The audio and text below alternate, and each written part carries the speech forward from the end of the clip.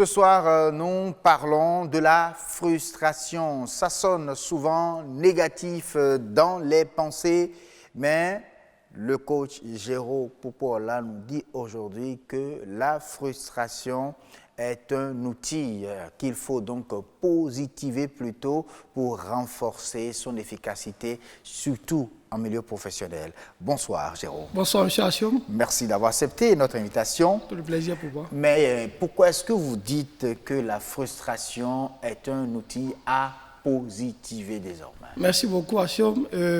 Déjà, de façon générale, moi, je voudrais déjà témoigner du fait que tout ce que je réalise dans la vie est au départ déjà par le fait des frustrations.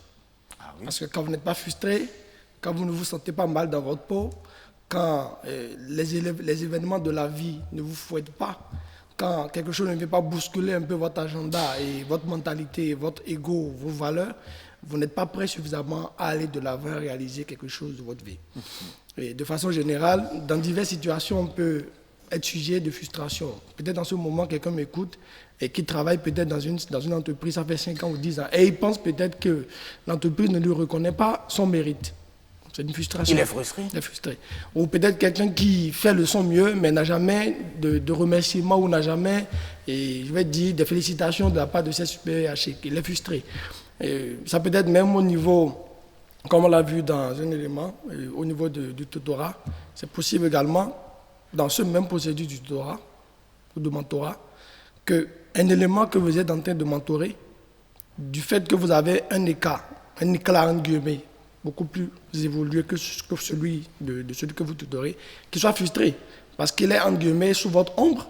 Il a envie également de briller. Il a envie également d'aller de l'avant. Il a envie également de réaliser des choses extraordinaires. Mais il se voit chaque fois, je vais dire, mis dans votre ombre. Ça crée des situations de frustration à son niveau qui font que, d'une manière ou d'une autre, quand c'est mal orienté, ça peut l'emmener à faire des choses qu'il pourrait regretter. Ça peut être également, même vis-à-vis d'un supérieur hiérarchique qui voit qu'au niveau de son équipe, quelqu'un émerge. Et quand la personne émerge, il y a cette rivalité qui naît, qui est telle que même le patron de l'entreprise peut être frustré en voyant les résultats d'un poulin à lui, entre guillemets, qui fleurit et qui évolue. Ça peut entraîner une frustration également à son niveau. Il ne va pas se dire, je vais lui envoyer du gris, mais plutôt il va se dire, mais il faut que moi-même, je travaille à mon niveau. Le défi, c'est quoi? Tel qu'on nous a conditionnés, on utilise la frustration orientée vers une façon négative. Parce qu'il faut comprendre, la frustration en soi n'est ni bonne ni mauvaise. C'est un sentiment qui naît suite, entre guillemets, entre vos attentes et la réalité que vous vivez.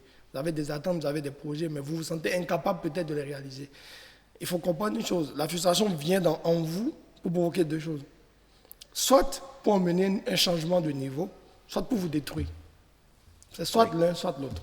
Soit l'un, soit l'autre. Il n'y a pas une troisième possibilité. Soit une frustration vous détruit, c'est-à-dire tue en vous tout votre potentiel et vous emmène vraiment, entre guillemets, à aller vers le gâchis de votre vie parce que vous ne commencez pas à développer des pensées négatives, vous ne commencez pas à développer des attitudes, des comportements négatifs.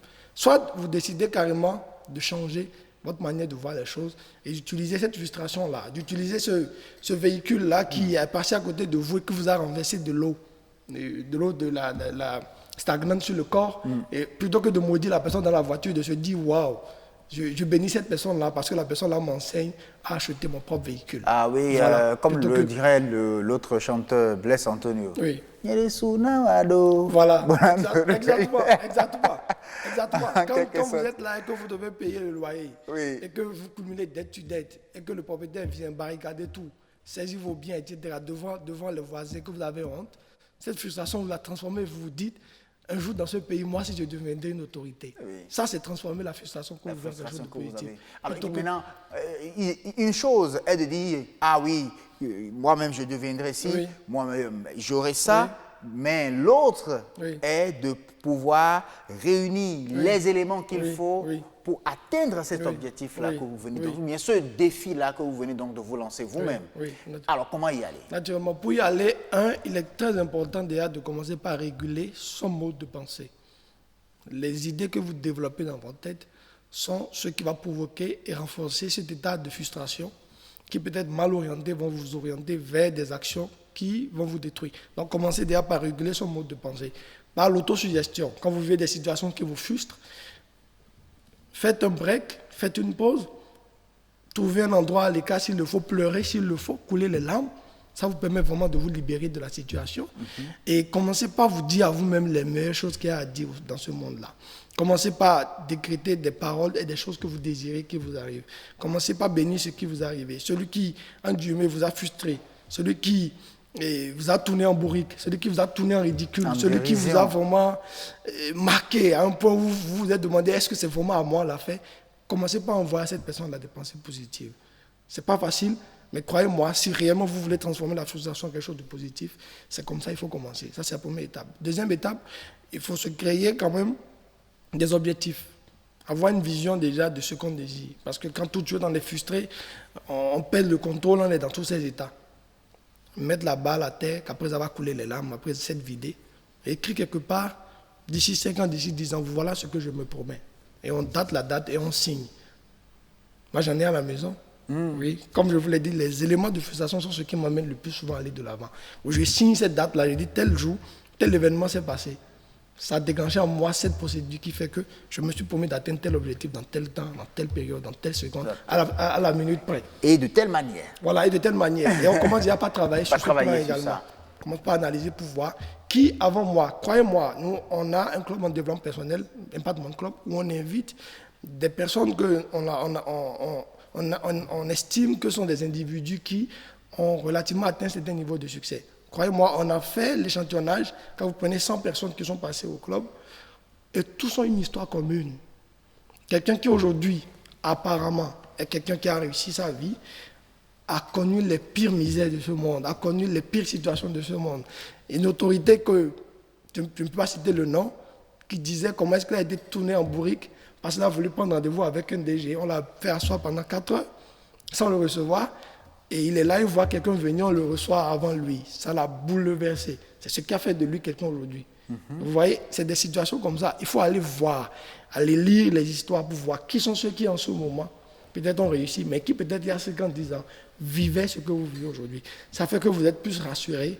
Vous avez la possibilité de savoir que si telle chose s'est passée avec telle personne, qui peut-être même au départ valait même, entre guillemets, moins que vous, c'est que tout est possible dans la vie. Ça fait que dans votre état d'esprit, vous vous sentez beaucoup plus fait. Il faut aller lire les biographies, il faut aller sur YouTube, il faut aller même à la quête, si possible, des personnes dans votre milieu qui ont réussi pour essayer de connaître un peu l'histoire. Il y a forcément un événement qui déclenche. Quel élément déclencheur? Voilà, il y en a dans tous les domaines. Dans tous les domaines, même un politicien, c'est peut-être un événement peut-être qu'il a marqué, qui a fait qu'il s'est dit, moi je vais devenir politicien parce que telle chose m'a frustré et je me sentais tellement faible. Si j'avais du pouvoir, peut-être que ça ne me serait pas arrivé. Il faut que je puisse avoir le pouvoir. C'est des gens qui ne se sont pas laissés détruire par ce qu'ils vivent. Donc c'est essentiel déjà de commencer par pouvoir voir ceux qui ont réussi déjà avant soi. Autre chose également qui peut aider, c'est d'avoir un environnement qui vous permet chaque fois de vous rappeler où est-ce que vous voulez aller. Okay. Parce que entre vos désirs et ce que vous voulez et la réalité de l'instant présent, la situation ne va pas changer du jour au lendemain. Il faut se créer un environnement mental, exorciser son environnement et faire en sorte que ceux qui sont autour de soi soient des individus qui vous aident à positiver un peu votre vie. Pas des individus qui sont là pour vous rappeler chaque fois comment vous êtes incapable de réaliser telle chose. Pas des individus qui sont là chaque fois pour vous détruire votre rêve, détruire vos aspirations, qui sont là pour vous décourager, qui sont là pour vous dire que vos plans ne sont pas des plans sérieux, mais au contraire, des individus qui vous encouragent, qui vous motivent et qui vous donnent vraiment la force d'aller de l'avant. Pourquoi ne pas, si possible, essayer de rencontrer un coach, travailler avec lui dans ce sens-là, lui poser réellement les défis que vous vivez en termes de frustration, que ce soit en milieu professionnel, que ce soit en milieu personnel, que ce soit des frustrations au plan financier ou au plan émotionnel, échanger avec un coach qui travaillera avec vous à affiner un peu votre plan et vous aider à aller de l'avant. En dehors de cela également, il faut mettre en place un ensemble de mécanismes qui tous les jours font que votre état d'esprit vraiment est au sommet des challenges. On a remarqué souvent, ce n'est pas ce que l'on vit qui est important, c'est les idées qu'on développe dans ce que l'on vit. C'est ça qui fait en fait la réalité de la souffrance et de la frustration. Voilà. Donc pour créer quand même cet environnement mental-là dans sa tête et pouvoir bien vivre une situation de frustration, entre guillemets, qui fait que dans le champ, ça devient chez vous une réponse automatique. Parce qu'après, ça deviendra un réflexe. Au début, ça va flotter, mais quand vous vous entraînez, ça deviendra un réflexe. C'est de prendre l'habitude, quand vous vous levez le matin, d'affirmer les choses que vous désirez qui se passent dans votre journée. Okay. De relire et de relire vos objectifs. Ça fait qu'il y a mentalement, vous vous apprêtez déjà, c'est vrai, à voir certaines choses, mais quand vous les verrez, ça ne vous dira Ça rien. ne vous dira rien. Mais souvent, il arrive que la même frustration Oui. ou bien le même événement vous arrive plusieurs fois, de Oui. façon répétée. Oui. Ça peut-être qu'après avoir suivi cette Oui, émission, oui. vous êtes frustré Oui. par un événement Oui, oui. et vous vous dites, bon, ça ne m'arrivera plus. oui. Est-ce qu'il faut se dire, ça ne m'arrivera plus, ou moi-même, je vais m'arranger pour avoir donc, les moyens qu'il faut pour que ça ne m'arrive plus. Merci beaucoup. C'est ça, en fait, le Oui, problème. merci beaucoup. Déjà, la première étape, c'est de commencer par décréter ça ne m'arrivera plus. Ça, c'est la première étape. Ça ne Ça ne m'arrivera m'arrivera plus. plus. Et si ça vous arrive encore? Voilà. Si ça vous arrive encore, c'est qu'il y a forcément à votre niveau des choses que vous devez améliorer. Moi, je vais vous donner un exemple. Parfois, on utilise la frustration comme élément de motivation dans les entreprises. Nous avons eu cette situation-là où, dans une entreprise dont je tairai le nom, il y a eu un individu qui a connu son moment de gloire, et ce qui fait qu'il a commencé par dormir sur ses lauriers. Et les résultats n'avançaient plus, etc., etc. Alors, le manager de l'entreprise a fait recours à nous. On a analysé la situation et on a voulu travailler sur ce monsieur-là, mais de façon indirecte. Pas directement avec lui, où on vient parler avec lui. Non, on s'est dit, OK, on va vous mettre en place un système qui fera de telle sorte que vous allez passer tout le temps à frustrer le monsieur. Et deux choses vont se passer. Soit il va comprendre que ce n'est pas le moment de dormir sur ses lauriers et il va vraiment donner le meilleur de lui-même, soit il va quitter l'entreprise. Il y a les deux choix qui peuvent se... Mais qu'est-ce qui a été arrivé Voilà. rapidement? Et on a créé ces conditions-là et croyez-moi, le monsieur avec le temps s'est ressaisi et a commencé par donner vraiment le meilleur de lui-même. Parce qu'on lui permettait chaque fois des occasions au cours desquelles il sentait ses limites. Il sentait ses Oui, limites. parce que quand vous êtes à un niveau où vous pouvez soulever 2 étages, vous pensez que vous êtes fort. Quand vous mettez 10 étages devant, vous êtes frustré. Vous voyez vraiment que vous n'êtes pas capable et vous apprenez. Donc, pour répondre à la question, il faut se dire, c'est vrai, je vais réaliser tel objectif, mais il faut aller se faire former. Il faut le changement individuellement. Il faut aller à l'école de la vie pour apprendre la connaissance, qui fait que cette connaissance fait que vous devenez quelqu'un de transformé, qui réellement change sa vie de façon générale et qui vraiment étonnera le monde. Et je voudrais finir en disant que je crois réellement qu'en chacun de nous, il y a une lumière qui sommeille.